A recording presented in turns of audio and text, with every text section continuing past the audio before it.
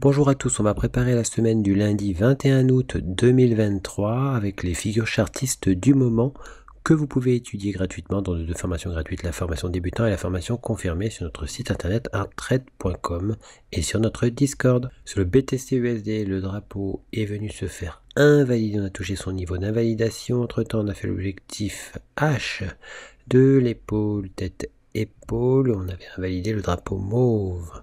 On est revenu sur la ligne du coup de l'épaule tête épaule inversée daily. On avait montré une fébrilité en ayant des difficultés à franchir le plus haut d'après cassure de l'épaule tête épaule inversée. On pourrait effectivement confirmer la redescente pour contre-attaquer l'épaule tête épaule inversée. Sur le LTC USD, on est revenu sur le plus bas du canal parallèle. On vous avait dit qu'on risquait de franchir le support de ce canal parallèle pour venir invalider le drapeau vert et pourquoi pas venir par la suite invalider le niveau d'invalidation de l'épaule, tête, épaule inversée daily. Sur le THUSD, on avait un biseau qui est cassé à la hausse, mais très tardivement, rappelez-vous, ce qui donnait des signes de fébrilité. Finalement, eh bien, on a fini par le casser à la baisse et on a fusé sur son objectif H. En H4, on est venu aussi invalider le drapeau marron. Rappelez-vous, on a eu du mal à franchir le plus haut d'après cassure. On l'avait franchi ponctuellement pour prendre appui sur un ancien plus haut majeur,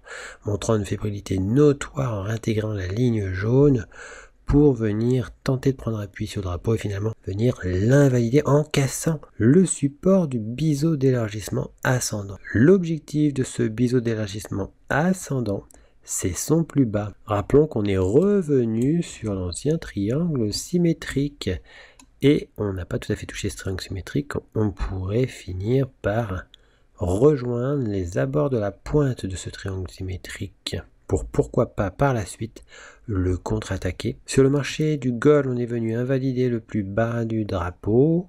Attention, ce plus bas est un niveau sensible, on pourrait très bien le réintégrer. On s'attend toujours à une recassure par la suite de la ligne du coup de la tasse avec anse pour venir ensuite casser le rectangle daily. Ce rectangle, on le retrouve ici. On est en train d'osciller autour de la ligne du coup du rounding bottom. On oscille dans un rectangle. Sur le marché du silver, on est venu invalider la tasse avec anse déjà depuis un moment et puis finalement la limite d'invalidation du drapeau résiste et le drapeau est toujours potentiellement fonctionnel. On a aussi une tasse avec anse en daily qui demande à être recassé plus franchement. Sur le WTI, on avait le triangle rectangle, on a atteint le plus haut de ce triangle rectangle. Le plus haut a créé une répulsion et une fausse cassure au-dessus. On pourrait très bien avoir une fausse cassure au-dessus du plat que nous avons ici, un poinçon ici, un autre poinçon ici. On a aussi un plat en bas, il n'est pas impossible de revenir casser le plat en bas pour faire l'objectif du triangle rectangle daily. On avait cassé un canal parallèle mauve, effectivement on a toujours l'objectif du triangle rectangle daily à réaliser. Sur le CAC 40, on est sous la ligne du coup de la tasse avec anse daily. On n'est pas loin aussi de l'objectif H du triangle rectangle vert. On était venu très proche du niveau d'invalidation sans le toucher. Il n'est pas impossible de refaire un retour par la suite sur la ligne du coup du double creux. En attendant, ce double creux est toujours actif. On avait quelques difficultés à franchir les niveaux clés que sont ce plus haut majeur, le demi-objectif H du double creux et l'ancien plus haut d'après cassure. Un pullback dessus déjà auparavant. Sur le DAX, on a terminé la semaine très proche du niveau d'invalidation du drapeau. Rappelons que ce drapeau est dans un contexte difficile puisque il a à lutter face à un ancien plus haut daily.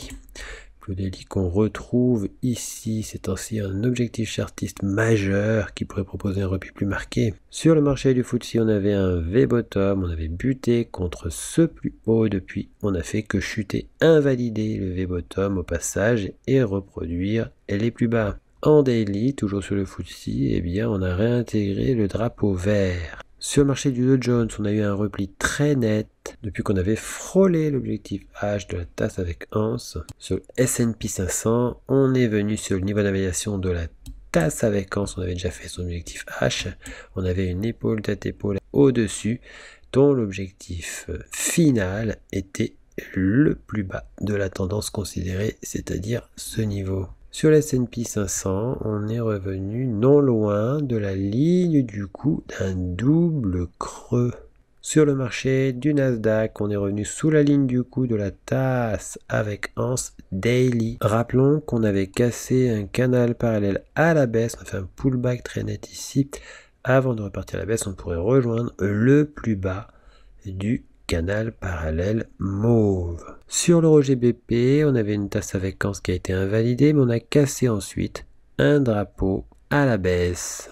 On retrouve ce drapeau, le support parallèle 1 point, 2 points, cassure, ce qui donne des objectifs chartistes dans le sens de l'objectif H de l'épaule à épaule mauve et de l'objectif H du V-top d'origine de notre configuration. Sur l'euro AUD, les cours s'insinuent progressivement à la hausse en direction de l'objectif H du drapeau mauve. Sur GBP et USD, on a formé entre-temps un nouveau drapeau, un drapeau jaune qui a cassé à la hausse. La cassure n'est pas particulièrement franche, mais c'est une cassure tout de même. Sur le GBP CAD, on continue de s'orienter à la hausse. On arrive vers une difficulté le plus haut d'après cassure, le dernier plus haut qu'on avait formé après la cassure de la tasse avec anse, ce sera un niveau sensible. On a l'objectif H juste après, l'objectif H du drapeau. Sur le CAD CHF, on est venu casser très ponctuellement la ligne du coup d'une tasse avec anse, retourner niveau de la validation, le haut de l'anse.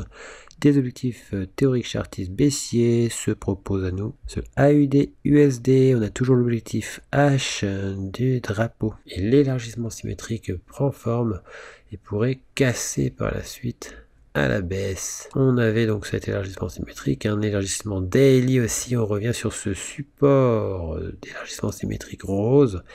Pas impossible de finir par le casser à la baisse. Attention, une prise d'appui dessus est possible. Sur l'euro CHF, l'épaule tête épaule est toujours d'actualité. Cela dit, un pullback sur sa ligne du coup reste probable. Sur l'euro JPY, on a fait le demi-objectif H du biseau d'élargissement descendant. On a encore l'objectif H. L'objectif H du biseau d'élargissement descendant se trouve à peu près au même niveau que l'objectif H du double bottom marron. On a aussi par la suite l'objectif H du triangle rectangle mauve à réaliser. Sur le NZDJPY, on a toujours le drapeau mauve qui hésite depuis sa cassure. On pourrait très bien repartir avec les objectifs chartistes de cette figure. On a aussi les objectifs chartistes du triangle rectangle.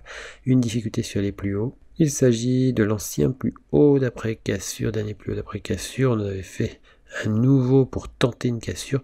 Il faudrait une cassure plus franche pour poursuivre l'aventure vers les objectifs chartistes du biseau descendant mauve. Sur le CADJPY, on s'attend toujours à rejoindre le plus haut majeur. On a un double bottom.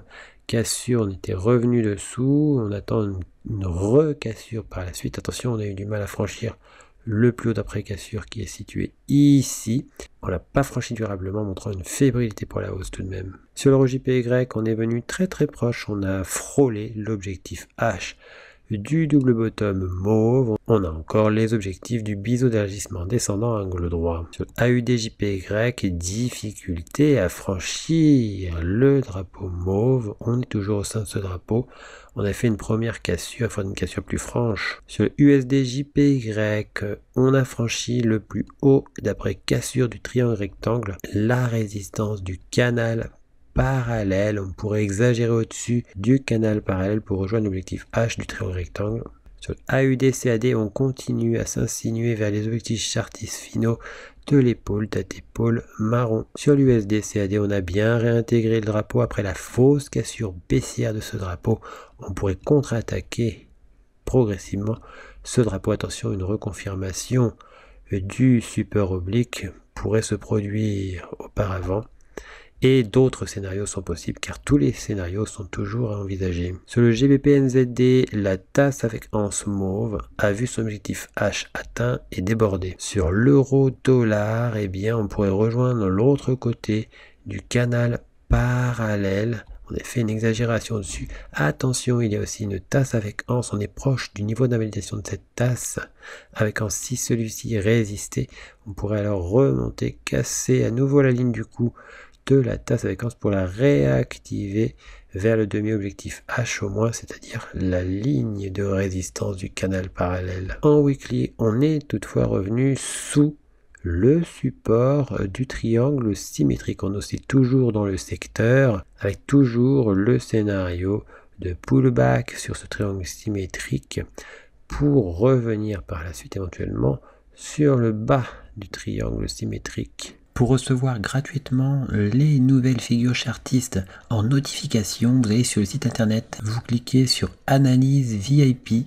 Une fois que vous êtes sur Analyse VIP, vous cliquez sur S'abonner et puis vous n'aurez plus qu'à vous inscrire ici. Vous mettez un mail, un mot de passe, vous indiquez que vous n'êtes pas un robot et vous mettez S'inscrire. Vous serez alors abonné, vous recevrez toutes les notifications des nouvelles figures trouvées, que ce soit les figures chartistes ou les figures harmoniques. Figures que vous pouvez étudier gratuitement dans nos 2 formations gratuites, le niveau débutant et le niveau confirmé. On a encore 3 autres niveaux qui eux sont payants. En cliquant sur figures chartistes, vous arrivez sur la liste des figures chartistes du moment que l'on a posté. Vous retrouvez aussi les vidéos concernant les analyses chartistes du moment. N'hésitez pas à venir aussi nous découvrir sur notre blog, tout en haut ici, blog. Vous y trouverez nos derniers posts, les défis Art Trade, ainsi que toutes les nouvelles Art Trade. À bientôt sur notre site arttrade.com.